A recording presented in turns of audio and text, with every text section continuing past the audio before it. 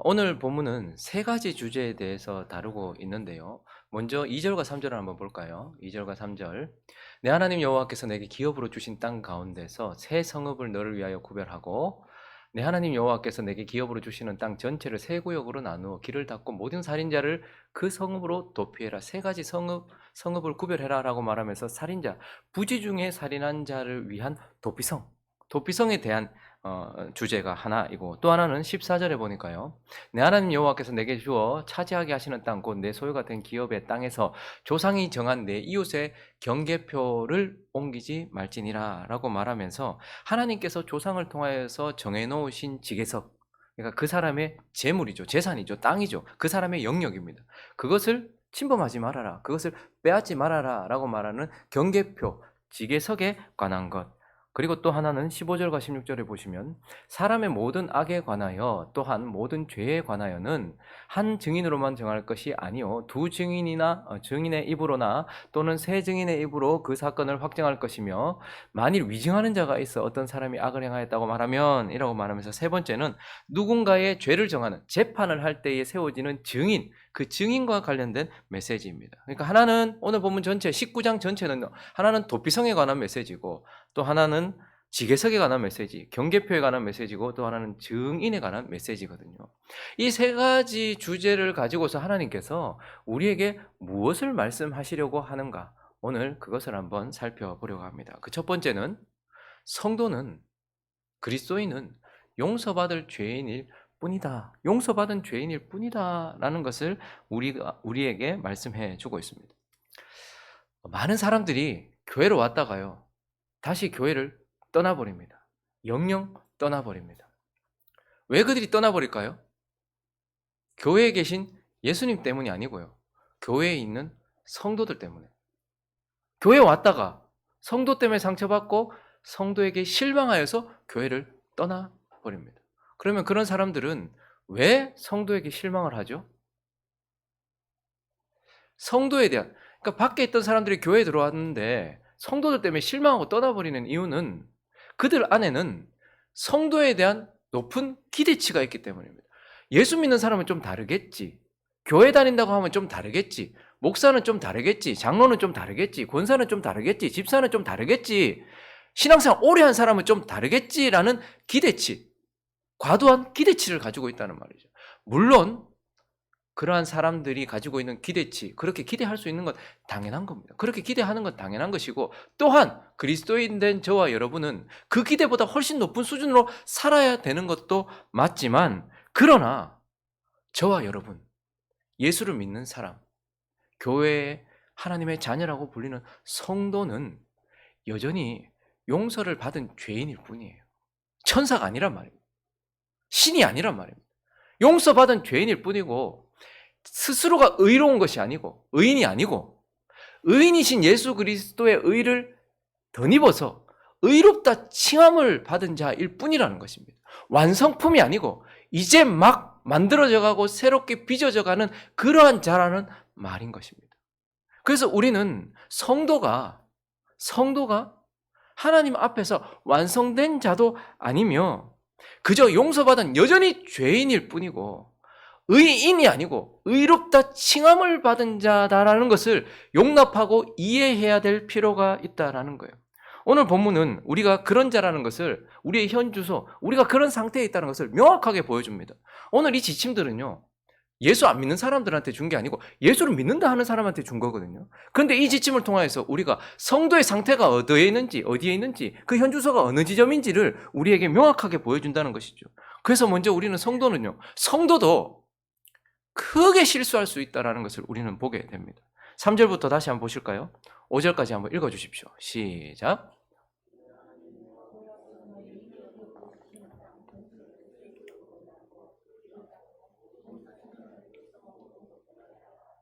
살인자가 그리로 도피하여 살만한 경우는 이러하니 곧 누구든지 본래 원한이 없이 부지 중에 그의 이웃을 죽인 일, 가령 사람이 그 이웃과 함께 벌목하러 살림에 들어가서 손에 도끼를 들고 벌목하려고 찍을 때에 도끼가 자루에서 빠져 그의 이웃을 맞춰 그를 죽게 함과 같은 것이라. 이런 사람은 그 성읍 중 하나로 도피하여 생명을 보존합니다.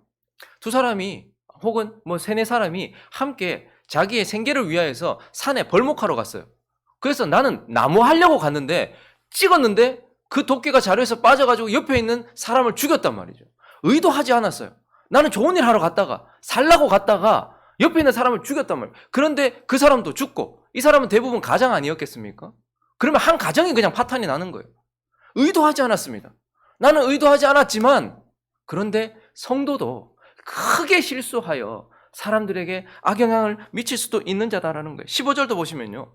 사람의 모든 악에 관하여 또는 모든 죄에 관하여는 재판을 할 때 말입니다. 증인을 세우는데 아니 예수 믿는 사람이 한 사람이라도 증인이면 그래도 뭐 세상 사람들은 못 믿는다 해도 예수 믿는 사람은 믿을 수 있어야 되잖아요. 그래서 한 사람이라도 증인이면 되는데 하나님 절대 한 사람의 입으로는 하지 말아라. 두 사람 혹은 세 사람은 증인이 돼야 된다 이렇게 말해요. 왜요? 예수 믿는 사람이라도 성도라도 하나님의 백성이라도 일컫는 사람이라도 잘못 볼 수 있거든요.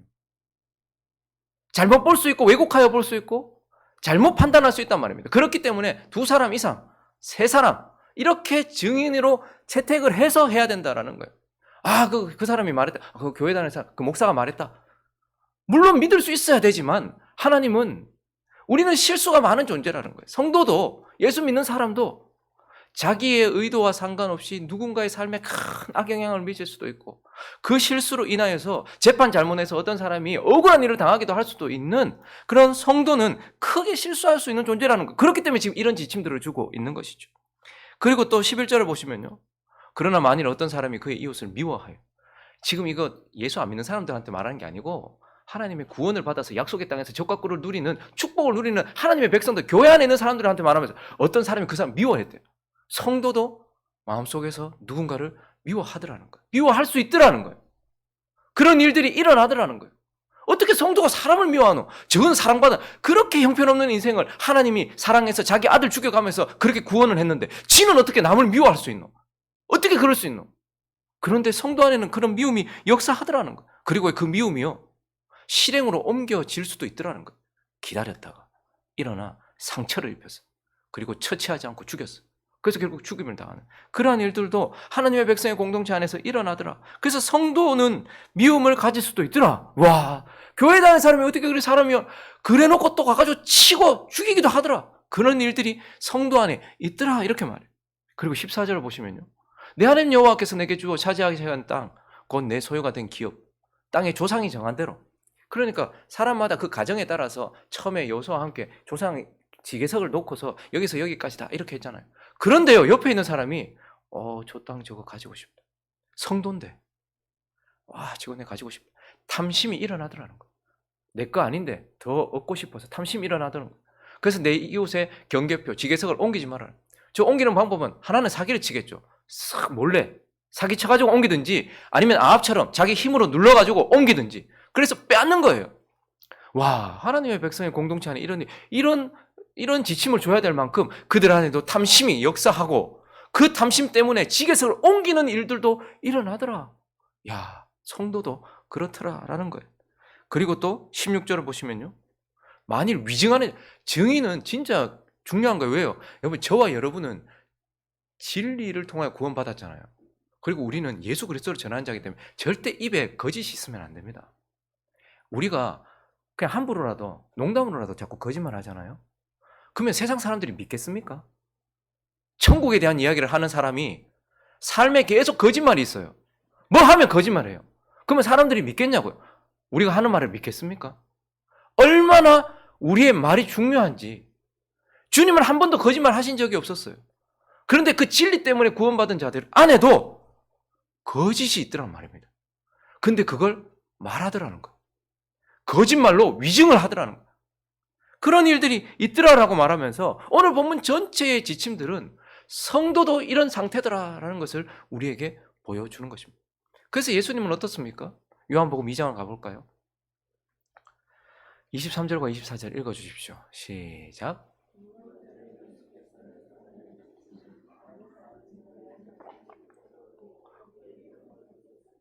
예수는 그의 몸을 그들에게 의탁하지 아니하셨으니 이는 친히 모든 사람을 아심. 다시 23절요. 지금 예수님 주변에 표적을 보고서 기적 보고 놀라가지고 아니에요. 표적은 예수가 하나님의 아들이라는 거예요. 그러니까 표적 보고서 그의 이름을 어떻게 믿었어요. 믿는 사람들이 주변에 있어요. 자, 그런데 24절에 뭐라고 말합니까? 예수는 그들에게 몸을 의탁하지 않으세요. 왜요? 친히 그들 속에 있는 걸 알아요. 성도들이 의탁할 만한 존재가 아니라는 걸 알아요. 예수 믿는다고 해가지고 니 이제 내 믿나? 이제 니 이제 그러나 나 좀 예수 그렇게 안 하신다 이렇게 얘기합니다. 왜요? 성도를 친히 아시기 때문에.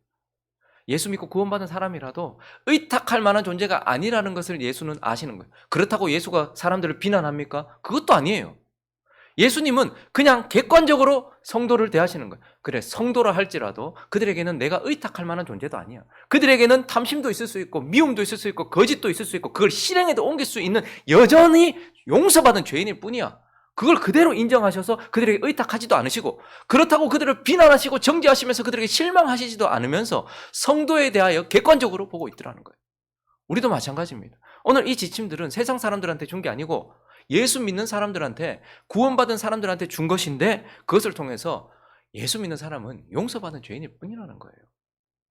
의롭다 칭함을 받은 자일 뿐이라는 거예요. 아직까지도 완성되지 않은 자들이 지금 계속해서 의사가 필요한 환자 같은 자이고 하나님의 은혜가 필요한 자다라는 것을 오늘 말씀을 통해서 우리에게 가르쳐 주시는 것입니다.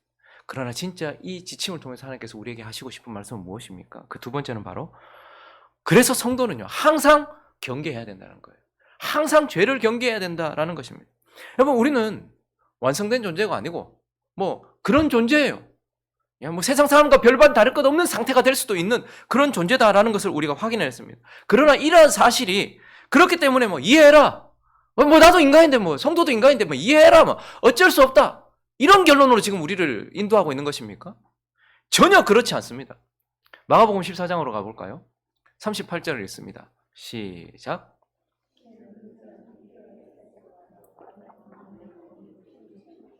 사람들이 제일 오용하는 문구 중에 하나입니다. 예수님도 했잖아. 나 마음에는 원인데 육신이 약해서 막 어쩔 수 없었지 뭐. 지금 그 얘기 하시는 겁니까 예수님이? 네가 진짜 마음에 원이 있었는데 참 네 육신이 약해가지고 뭐 어쩔 수 없었다 그래 뭐 이해할게. 지금 예수님 그 얘기 하시는 겁니까? 지금 예수님도 육신으로 입고 있는데요. 베드로나 야고보나 요한하고 똑같은 상태로 몸을 입고 있단 말입니다. 오히려 그들이 근력량은 더 많았을걸요. 어부들이. 목수도 뭐 근력이 좀 있었겠지만 오히려 더 그들의 육체가 예수보다 더 강했을지 몰라요. 지금 예수님께서 하신 말씀은 뭐예요?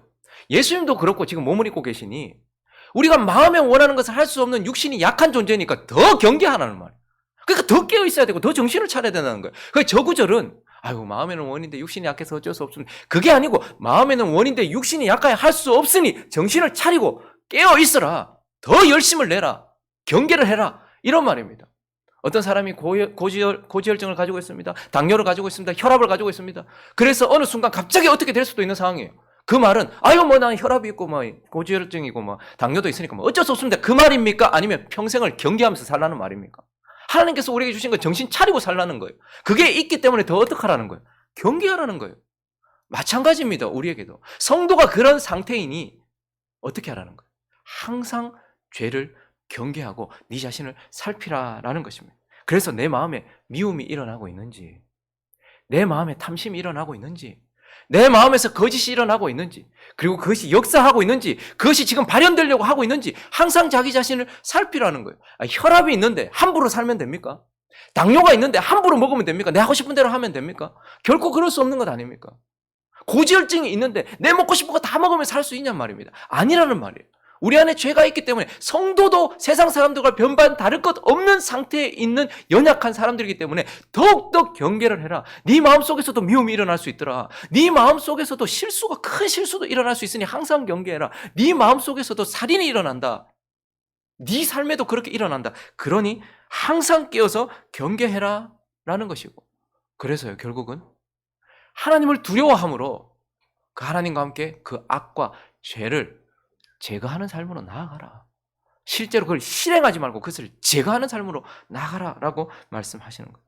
여러분 오늘 본문 전체는 하나님이 약한 사람은 반드시 보호하신다는 것을 보게 돼요. 다시 3절을 보시면 내 하나님 여호와께서 내게 기업으로 주시는 땅 전체를 세 구역으로 나누어서 길을 닫고 살인자를 그 성으로 도피하게 해서, 그러니까 이 사람들은 마음에 살인하려고 의도가 없었어요. 실수였단 말입니다. 그래서 하나님은 이 악의를 가지지 않고 큰 죄를 저지른 사람을 용납하시고 용서하시고 반드시 그 사람을 보호하시려고 합니다. 그래서 예수 그리스도는 우리의 도피성이 되셔서 지금 저와 여러분이 그 도피성 안에서 살고 있는 것 아닙니까? 14절도 보시면 지게석, 그러니까 조상이 나에게 요만큼 줬는데 내 옆에 있는 사람이 아주 악하고 간사해서 자꾸 사기를 쳐서 내 거를 자꾸 빼앗으려는 마음을 가질 수도 있고 힘을 가지고서 빼앗으려고 아합이 나봇의 포도원을 빼앗으려는 것처럼 그렇게 할 수 있을 때 그거 그렇게 하면 안 돼? 라고 하나님께서 약한 사람들, 그 사람의 그 경계와 그 사람의 재산을 보호하려고 하나님은 그렇게 하신다라는 거예요. 그리고 15절도요. 어떤 사람이 억울할 수 있거든요. 한 사람이 그냥 저 사람 저렇더라. 김용 목사 그렇더라. 저 나쁜 이가야 저거. 근데 그렇게 자신의 명예나 자신의 무엇인가를 잃지 않도록 한 사람만 말고 두세 사람 증인 들어보고 해라. 이렇게 누군가의 명예와 누군가의 삶을 하나님은 보호하려고 하세요. 그렇지만 또한 동시에 하나님은 범죄자는 어떻게 하십니까? 반드시 제거해라 이렇게 말씀하세요. 12절을 보시면요. 그 본성읍 장로들이 그러니까 의도치 않고 사람을 죽인 사람이 도피성에 들어간 경우가 아니고 의도적으로 사람을 죽인 사람이 도피성에 들어갔을 때는 그 사람이 살던 성읍 장로들이 사람을 보내서 그를 거기서 잡아다가 어떻게 해요? 피해 보복을 해야 되는 친족들이나 그런 사람들에게 넘겨줘서 죽여라. 하나님 이렇게 말씀하고 계세요. 그리고 오늘 마지막 절도 보시면요. 위증했냐? 거짓말했냐? 그래서 다른 사람에게 악을 저질렀냐? 그 사람이 그렇게 한다면 긍휼히 여기지 말고 생명에는 생명. 그 사람이 위증해서 죽었으면 저 사람 죽이고 그 사람이 위증해서 저 사람의 눈이 혹은 이가 손이 발이 피해를 봤으면 그대로 갚아줘라. 하나님 이렇게 말씀하시는 거예요. 이 구절 보면서 사람들이 막 놀랍니다. 우와, 야, 뭐 살인했다고 죽여보라 하고 거짓말했다고 죽여보라. 지금 하나님께서 지금 죽이라는 얘기를 하시는 겁니까?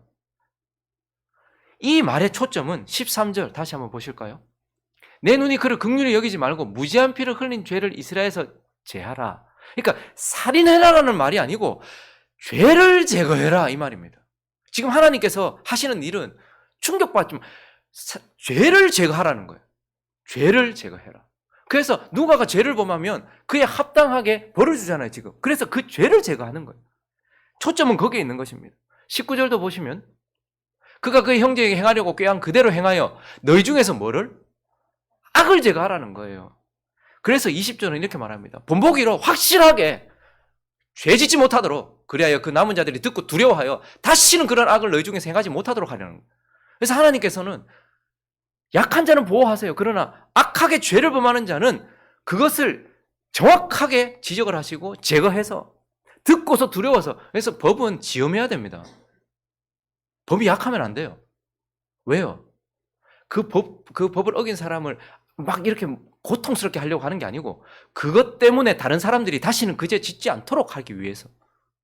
그래서 하나님은 반드시 죄를 제거하시는, 살인을 한다는 말씀이 아니라 악을 제거하고 죄를 제거하고 그래서 그 본보기를 통해서 다른 사람들 안에 두려움 때문에 그것을 실행하지 못하도록 하시려고 한다라는 거예요. 그렇기 때문에 하나님은 악을 제거하시는 분이에요. 그러므로 우리는 어떻게 됩니까? 늘 죄를 경계하면서 하나님을 두려워함으로 하나님 죄를 제거하시는 하나님과 함께 우리 안에 있는 죄를 제거해야 된단 말입니다. 미움이 일어났으면 미워 죽겠네. 그럼 어떻게 해야 됩니까? 미워하던 나는 십자가에서 죽었다. 그리고 나도 이것보다 하나님 앞에 더 나쁜 짓을 했는데 나도 누군가에게 이런 짓을 했는데 주여 미워하던 마음을 제거해 주십시오. 하나님과 함께 내 속에 계신 성령님과 함께 이걸 제거해야 된단 말입니다. 그때 이스라엘 안에 있었던 죄를 하나님께서 제거하셨던 것처럼 저와 여러분은 우리 안에 있는 악을 성령과 함께 제거해야 된다라고 말씀하고 계시는 것입니다. 그래서 성도는 항상 악을 경계하고 죄를 경계하면서 이걸 제거해야 된다라는 겁니다. 말씀을 정리하겠습니다.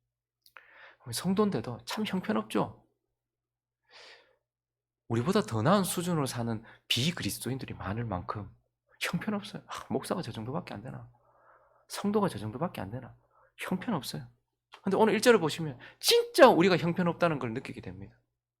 네 하나님 여호와께서 이 여러 민족을 멸절하시고 네 하나님 여호와께서 그 땅을 내게 주셨을 때 이런 짓을 하는 거. 하나님께서 은혜 주시고 축복 주신 상황 속에서 다른 사람 것 탐내고 남 미워하고 거짓말하고 참 형편없습니다. 그런데 여러분 우리가 아직까지 완성된 존재가 아니다.